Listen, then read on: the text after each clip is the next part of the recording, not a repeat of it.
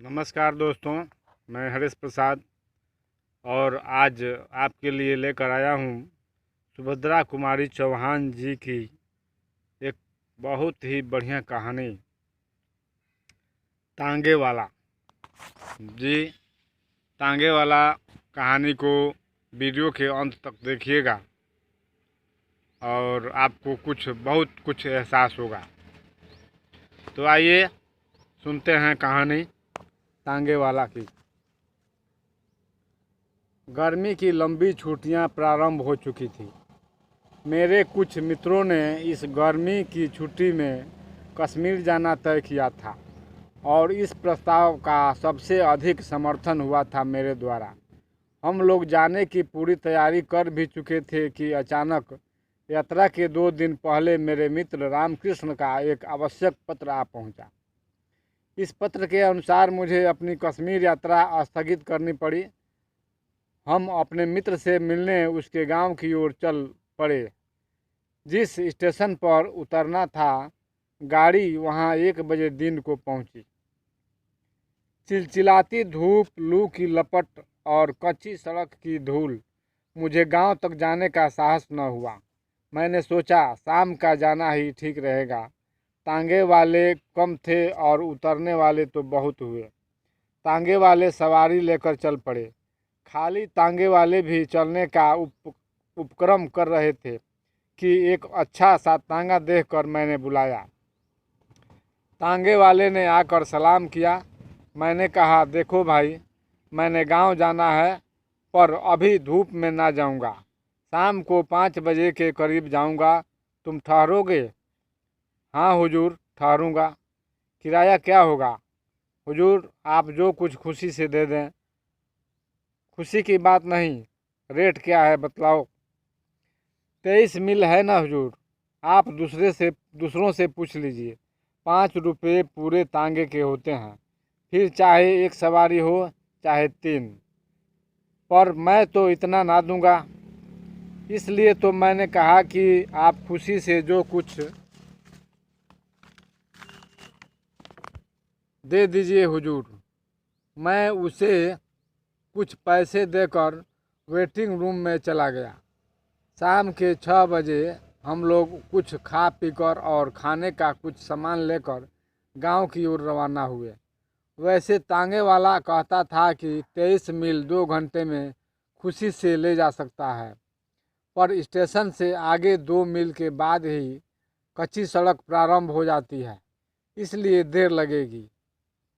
मोटे हिसाब से हम 4 घंटे बाद गांव पहुंचेंगे।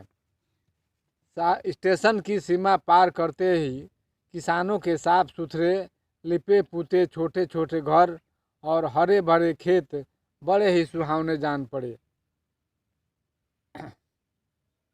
7 भी ना बज पाए थे कि पूर्णचंद्र ने सहस्त्रों घड़े दूध पृथ्वी पर उड़ेल दिया। दिन की लू अब ठंडी हवा में परिवर्तित हो चुकी थी। हम इस सुहावने दृश्य को देखकर मैदान में पहुंचे। अब रास्ते में दोनों ओर खाली मैदान थे। दूर पर एक पेड़ निर्जन में ऐसे खड़ा था जैसे किसी की प्रतीक्षा कर रहा हो। मैंने सोचा चांदनी रात की आभा एक साथी के अभाव में उतनी सुखदायी न हो सकेगी जितनी होनी चाहिए। मैंने तांगे वाले से पूछा, जो धीरे धीरे कुछ गुनगुना रहा था, कितने मील आ चुके हैं हम लोग? अभी हुजूर कुछ 7 मील ही तो आए हैं। और फिर वह जोर से गा उठा, हम फिर से वतन अपना स्वाधीन बना लेंगे। मैंने जरा सतर्क होकर तांगे वाले की ओर देखा। खदर का कुर्ता और गांधी की टोपी उसके सिर पर थी। मैंने सोचा इसीलिए तो यह स्वाधीनता के गीत गाता है। मैंने तांगे वाले से पूछा, कितने दिनों से तांगा हाँकते हो? तांगे वाले, हुजूर कोई 5 साल हुए। किसी की नौकरी करने से ये अच्छा है। तबीयत हुई जोता, ना तबीयत हुई बैठे रहे।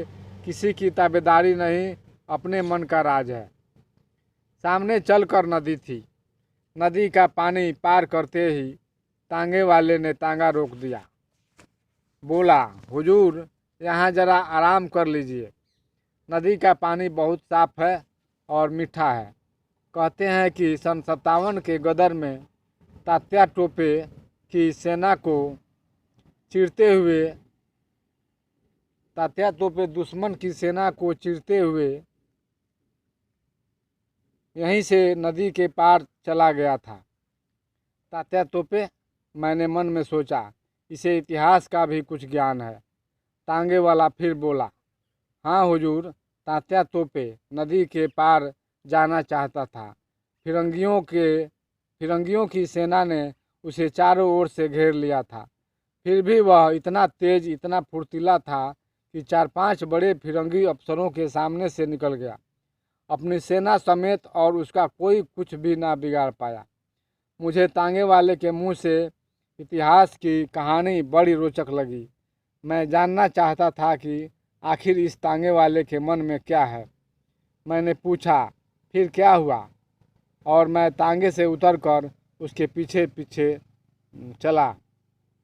वह बोला, सन 57 के गदर में अगर हिंदुस्तानियों में एका होता तो पासा ही पलट जाता, पर तकदीर और फूट जो न कराए सो थोड़ा। मौलवी अहमद शाह और तात्या तोपे सरीखे देशभक्त वीरों को भी हमी में से धोखेबाज लोगों ने धोखा देकर दुश्मनों के हवाले कर दिया। खून खौल उठता है हुजूर ये बात सोचकर। मैंने पूछा, तुम पढ़े लिखे हो? तांगे वाला उत्साह के साथ बोला, बहुत कम हुजूर। हिंदी अच्छी तरह पढ़ लिख लेता हूँ, अंग्रेजी थोड़ी बहुत जानता हूँ, पर हुजूर जब से 57 के गदर का इतिहास पढ़ा, फिरंगी कैसे आए और कैसे फैल गए हिंदुस्तान में, ये जाना, तब से हुजूर बदले की भावना से रात दिन जलता रहता हूँ। सरकारी नौकरी इसीलिए नहीं की, मेरा बाप डीसी की अर्दली में था। मुझे वह नौकरी मिल रही थी, मैंने ठोकर मार दी।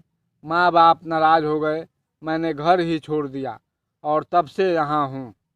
ये तांगा चलाता हूँ, पर तांगे पर किसी साले फिरंगी को बैठाकर तांगा ना हाँकूंगा। क्यों?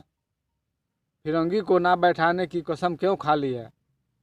सारे हिंदुस्तान में गदर के समय इन फिरंगियों ने क्या कम जुर्म किए हैं? गांव के गांव जला दिए, औरतों को बेइज्जत किया, निरपराध लोगों को तोपों के मुंह पर बांधकर उड़ा दिया। फिर सन 57 की दूर की बात जाने दीजिए, अभी की ही बात है, पंजाब में उन्होंने क्या कम किया है? जालियांवाला बाग को कौन भूल पाएगा? घाव ताज़ा है हुजूर। इन फिरंगियों को देखते ही उस पर नमक पड़ जाता है।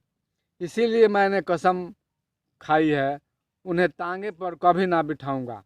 मेरा मन उनसे बदला लेने के लिए बार बार उमड़ता है। इतने में हम नदी के किनारे पहुंच गए। मैं एक चट्टान पर बैठ गया। पास ही एक दूसरी चट्टान पर तांगे वाला खड़ा था। उसने लोटा भर पानी लाकर मेरे पास रखा। मैंने कहा, नहीं जी तांगे वाले, मैंने तो नदी पर ही हाथ मुंह धोऊंगा।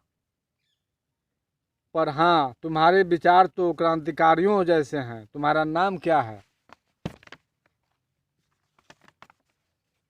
किसी क्रांतिकारी को जानते हो? मेरा नाम हुजूर रामदास है। किसी क्रांतिकारी को जानता नहीं। नाम सुने हैं, उन लोगों के जीवन चरित्र पढ़े हैं, पर उन लोगों में भी मुखबिर बनने की कमी नहीं हुजूर। नहीं तो उन लोगों ने भी कुछ कर लिया होता। महात्मा गांधी के सत्याग्रह आंदोलन में भी बहुत दिनों तक शरीक रहा हूँ। 2 बार जेल भी हो आया हूँ हुजूर, पर तबीयत नहीं मानती। मेरे अंदर तो जैसे कोई पुकार उठता है, गदर। सन 57 का सीन एक बार दोहराया जाए, इन फिरंगियों से कस कर बदला लिया जाए, तभी हमारा और हमारे देश का उद्धार होगा। मैंने कहा, हम निहत्थे कैसे बदला ले सकते हैं? हम निहत्थे कैसे बदला ले सकते हैं रामदास? सन 57 की बात ही और थी। तब हमारे पास हथियार थे, अब तो हम बिल्कुल पंगु कर दिए गए हैं। हुजूर, यही तो बात है, तांगे वाला बोला। हमने जवाब खोली। हमारे ही भाई बंधु हमें गिरफ्तार करने पहुँचे। हमने जबान खोली। हमारे ही भाई बंधु हमें गिरफ्तार करने पहुँचे। हमारे ही में से हमें सज़ा सुनाने वाले आए। हम ही में से हम पर पहरा रखने लगे। अगर यही सब एकमत होकर एक साथ काम काम करें तो हुजूर हथियार उठाने का भी काम नहीं। हमारा स्वराज हमारी मुट्ठी में जानिए।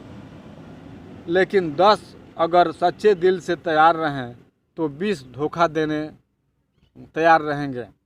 अगर हिंदुस्तानियों में एका ही होता तो क्या मुट्ठी भर विदेशी हम पर शासन कर सकते? तांगे वाले ने एक दीर्घ सांस ली और हम दोनों उठकर नदी में हाथ मुंह धोने लगे। इसी समय बड़े करुण स्वर में किसी के गाने की आवाज़ आई। हम गरीबों का खुदा नींद में सोया होगा। हम गरीबों का खुदा नींद में सोया होगा। थोड़ी देर बाद जिधर से गाने की आवाज़ आई थी उधर से बिलख बिलख कर रोने की आवाज़ आने लगी। मैं चौंक कर देखने लगा। तांगे वाले ने बतलाया, हुजूर, यहाँ एक पगली है, कभी कभी इधर दिख जाती है। अक्सर रात के समय गाती है, कभी रोती है, कभी हंसती है। कहते हैं 57 के गदर के समय सम्राट बहादुर शाह को जब कैद किया गया और इनके शहजादों को मार डाला गया, तब उनके महल में कुछ बेगमें कीमती जेवर आदि छीन लेने के बाद दर दर भटकने के लिए छोड़ दी गई थी। यह पगली उन्हीं में से कोई है। फटे कपड़े और इस गरीबी में भी हुजूर उसकी चाल चितवन, बातचीत सब शाही ढंग का है। यह मामूली औरत नहीं जान पड़ती। मैंने तांगे वाले से कहा, तुम उस स्त्री को बुलाओ, मैं उससे बात करूंगा। तांगे वाला बोला, वो किसी से नहीं बोलती हुजूर, न किसी की तरफ देखती है, कहाँ रहती है, क्या खाती पीती है, कोई नहीं जानता। कभी कभी यही नदी के किनारे दिख जाती है। न जाने कितने वर्षों से इसी तरह गाती है, रोती है, हंसती है, पर आज तक कोई इससे बात नहीं कर सका। मैं आश्चर्यजनक था। खैर, खाना खाकर हाथ मुंह धोकर हम लोग फिर तांगे पर आए। तांगे वाला न जाने कितनी बातें मुझे बतला चला। शुरू में तांगे पर बैठकर मैंने एक साथी के अभाव का अनुभव किया था, किंतु ये 23 मील कब खत्म हो गए मैं जान भी न पाया। गांव में पहुंचकर जब तांगे वाले ने मुझसे पूछा, ये गांव है, किसके मकान पर चलना है, तब मैंने जाना कि 23 मील की यात्रा समाप्त हो गई है। दोस्तों, वीडियो को अंत तक देखने के लिए बहुत बहुत धन्यवाद और हमारे चैनल को सब्सक्राइब कीजिए, वीडियो को लाइक कीजिएगा, शेयर कीजिएगा और हमें इजाज़त दीजिए फिर अगले वीडियो में मिलने के लिए। जय हिंद, जय भारत।